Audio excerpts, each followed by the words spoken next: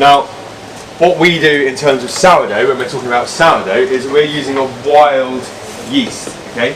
There is yeast all about us in the air that we breathe, in the world. It's just there. It's part of making the world function. So in here, I've just got a mixture that's 50% flour, 50% water, and we call that a starter or a leaven. Okay? This gets going. I put about 500 grams of this with about 800 grams of flour, and about 450 grams of water, 20 grams of salt. And then I'll leave that, make it into a dough, and then I'll pop it in the fridge and I'll let it ferment overnight, and it comes up into a nice sticky dough like this. Here is one I made earlier. Alright.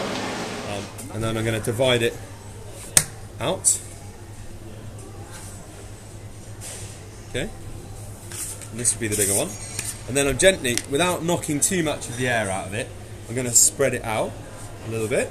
Okay, you can see all those big bubbles in there. It looks great. Now I want to try and, some people call this cheating, but it's just good baking. Okay, I'm going to try and flip it over all into the middle to create a nice round shape, so it's got nice lots of layers of dough in it. And at the same time, I'm going to attempt to catch a little bit of air inside. There it is, done. A little bit more semolina over the top. Proving basket. Dip it in there. Great.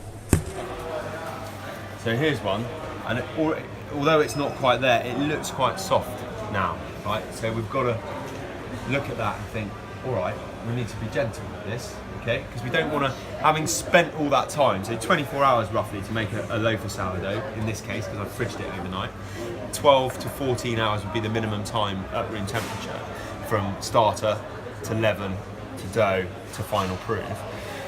I don't want to then just carelessly tip it out, knock all the air out of it and kind of spoil it, alright? So we just got to think about what we're doing a little bit, connect with it. There's my loaf. There's a razor blade on the end of a piece of plastic. You can get nice wooden ones. I've got a nice wooden one. Just going to cut that. That's going to help it to rise. Actually, you can see I've got quite a good bit of aeration in there. It's not ready, but we'll get away with it. We're going to open this up, chuck it in the oven. That oven is at about 200 degrees-ish. This is the important bit. And this is where it comes in really nicely with the ESSE cookers, because you've got a little vent on the back there. You can open it up and steam will escape from the oven. If you leave it closed, it's not vented, so it takes quite a long time for the moisture to get out of the oven.